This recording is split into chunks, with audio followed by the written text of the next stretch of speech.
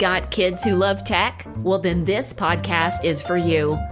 Hi, everyone. I'm Pam Barnhill, and welcome to episode 77 of the 10 Minutes to a Better Homeschool podcast. I have helped thousands of homeschoolers beat burnout, create doable systems, and bring more joy to their homeschool day. Well, today we're chatting with Stephen Souders, who is also known as Mr. Mytek from Mytek Labs. He runs an online school where kids can take courses in programming, technology, 3D modeling, all kinds of really great things that some kids might be into these days. But I think you're going to love this conversation because in here, Stephen talks about the difference between kids being consumers and kids being producers and some of the misconceptions that parents might have about their kids' relationship to technology. So it is a really fun conversation. Now, before we jump into the interview, I wanted to let you know that we are bringing back one of our all-time favorite classes at pambarnhill.com, and that is the Homeschool Consistency Boot Camp. If you have ever struggled with consistency in your homeschool, if you have ever struggled with maintaining a rhythm and getting things done in the day-to-day, and if you struggle and you know that some of your kids' attitude and behavior problems might have something to do with your consistency in your homeschool, you're going to want to check this class out. We're going to be starting it at the beginning of October, and we're going to have all the information about it coming out at the end of this month. So come on over and get on the wait list. That is the best way to be sure that you're informed about this class when we open it up for everyone to join. And you can find that at pambarnhill.com/consistency. And now on with that interview. Stephen Souders, Mr. Mytek, has worked in the field of information technology since he was 15 years old, when he began his career by working for an ISP while still in high school. He holds a bachelor's degree in computer information systems from Florida Gulf Coast University and a master's degree from Kennesaw State University. Over the years, he has worked specifically in the web development field, managed an IT department, and taught classes at Georgia Highlands College for over 6 years. Mr. Mytek, welcome to the podcast. Hi, Pam. Thanks so much. It's great to be here. It is just awesome to have you with us today. I tell you, my boys are taking a couple of your classes this fall. They haven't started yet as of the date that we're recording this, but they are so excited about the topics that they are going to get to cover. So you really know how to hit that nerdy teenage boy vibe really well with the stuff that you cover. So tell us a little bit about what Mytek Lab is all about. Well, Mytek Lab is really about conveying information to students of all ages, basically from 8 through high school. But it's all about learning topics as fundamentally as we can in many different areas, and usually things that interest me. So I like lots of different topics, and I like to convey that knowledge and experience that I've gained over the years with those topics. And I like to work with kids and show them what they can do with technology, because I think it's great to start with nothing and create something other than just a blank screen. You start with a blank screen, and next thing you know, you add some components and you've got something, whether it's a program, it's a 3D model or design or a game or whatever it might be. So at Mytek Lab, we really do focus on students understanding the basics and fundamentals, because it is difficult to learn from a perspective of a skill, right? So it's kind of like learning math, where you have to really understand how it works before you can use that knowledge to apply, whether it's solving a math problem, whatever it might be. Technology is kind of like that too, where you have to understand how to write a program before you can actually write a program without just copying that program.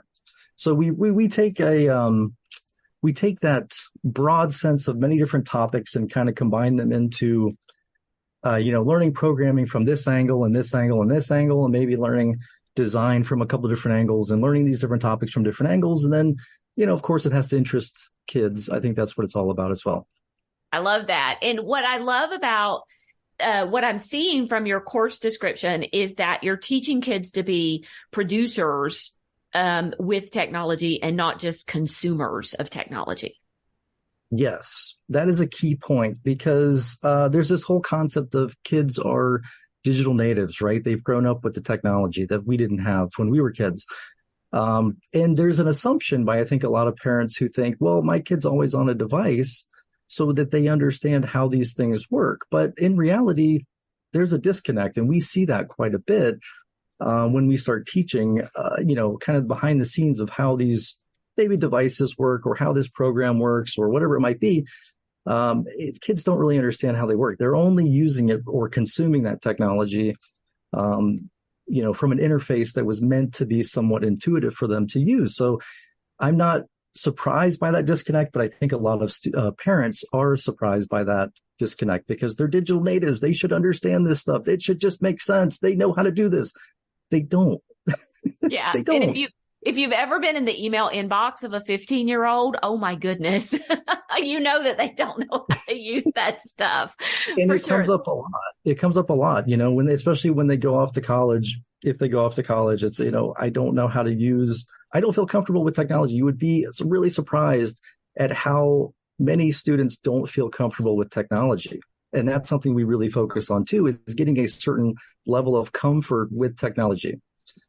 Because the parents just assume that, oh, my kid's always on a gaming system or a computer or whatever it might be. So they're really comfortable with it. But when it comes to solving specific problems, utilizing technology or using something even as simple as Word or Office or something like that, they feel uncomfortable and then they shut down and then they don't want to do it. So that's what we try to give them, that confidence and empower them with technology to say, you know what, I may not know how to do this, but I can probably figure it out.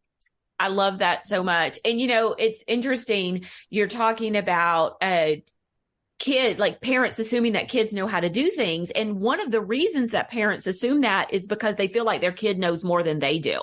And so as a homeschooling mom, as I'm looking at the things you offer, I know that this is not something that I could teach my children. I could teach my children some grammar and how to write and some long division and things like that, but I cannot teach them any of this technology stuff. So, why, how does that make it good for me to put my kids in a situation like Mytek? What's the class like? And why is this kind of online platform good for them to learn, other than the fact that I can't teach them? Well, what's really interesting, you say that you can't teach them, but you know how many students we have who their parents are programmers or work in the field of technology? You would be surprised. And I was, when we first started this business, I couldn't believe all the programmer parents who brought their kids in saying, hey, I want them to learn programming. But there's some things that are really difficult to teach your own kids. That's true. And there's some subjects, right? I think every parent, homeschooling parent, you kind of experience that where like, yeah, we're good at this, but this over here, this just doesn't work, right? There's a level of frustration. And that's where we come in, because we've worked with students for so many years that I know where the struggles are going to be. I know how to put things in a way that maybe will make a little bit more sense to them. So we've really filled that gap for homeschooling parents in that we've been doing this for a long time. I can understand when students are struggling in certain areas and hopefully prevent that, because the last thing I want is for them to have any frustrations and give up. If that ever happens, then I have not done my job. That is the last thing I want to happen. And it's so easy to happen. I know I keep comparing to math, but I think math is very similar to what we do. It either makes sense or it doesn't. And if it doesn't, within 5 minutes of learning, and the kids do the same thing with programming, I want to give up. Right. No. My job is to nurture them and say, no, it takes some time. You're going to get there, but you can't learn it overnight. It's just one of the things you have to internalize and think about. But once you have those breakthroughs, it's awesome. So long story short, I think we could really fill that gap that parents have because we have the experience to working with students for so many years, but we just approach it from very basic, simple concepts initially, and we build upon those as well. Right. So it really is when they enter a class, it's a whole curriculum where you're starting at the beginning. And so you're not just coming in and randomly approaching like Word this week or programming next week or something like that. You're really building throughout the entire spectrum of whatever kind of class they're taking. Yes. And we will jump through different modules. So we'll stay on a certain module for maybe 3 or 4 weeks, maybe upwards of 5 or 6 weeks, depending on what it is. But I will lead them through everything. And we do kind of build in complexity through each level. So we start out simple topics, maybe like level 1 or information technology 1. We would start out with pixel art, something graphical, something using the mouse, having fun. And then we kind of progress through maybe some design, and then we get into programming, and then we come back to programming in a different angle, and just things that I've seen that work over the years, because it's difficult. This is difficult. Programming is difficult, right? Anyone who says that it's not difficult, I don't know what to tell them. This is tricky material, and it especially is for kids of all ages, because you're either copying programs and you're not really understanding it, or it's making sense. But all we can do is say, here's a project, we're going to work through it. Here's some problems to solve around that, and I'm here to help. And I think that's the biggest thing that we offer too, is we have help classes that are outside of the scheduled time, and we're always available. We have many different ways that students can contact us, and responding a lot, but they really need that helping hand to say, okay, here's what's going on. You were this close, because usually they are. And that's what's so tricky, is they have a program, it's not running, they're getting frustrated. And it's like, look, you were this close to having it working. And, then once they see that, then they're not as frustrated themselves, because you had it 90% of the way or more. Right. Don't be hard on yourself. You were that, and sometimes it's, I don't know what to do, and I'm lost, and I can't do this. And that's normal too. So I'm there to tell them that's normal. Whatever you're feeling, it's normal. Programming's hard. I keep going back to that math example. And, when you're working that math problem and your teacher's grading the problem and they see like you just put the one negative sign in the wrong place, they can give you partial credit for that. But when you're programming, the computer never gives you partial credit for the one comma that you got in the wrong place, or the one semicolon. And so you're able to find that and help them fix just the one little thing, and then everything works. Yes. No, generally speaking, yes. And that's really fulfilling to see those breakthroughs from my perspective, to see students who have struggled. And sometimes students forget how far they've come in the course of a year, or students we've had who are coming into 4 years with us, 5 years with us. Sometimes they forget. I have to remind them. Say, I remember when you started, because we do work very individually with students. That's another thing that I think sets us apart, is we really try to get to know each student and work with them as individually as we can. But it's just funny, because they're, some students are hard on themselves, like I am, and a lot of people, I think, when somebody doesn't go the way we want it to go. And but it's nice to show them, I remember back when you started, you couldn't really do much.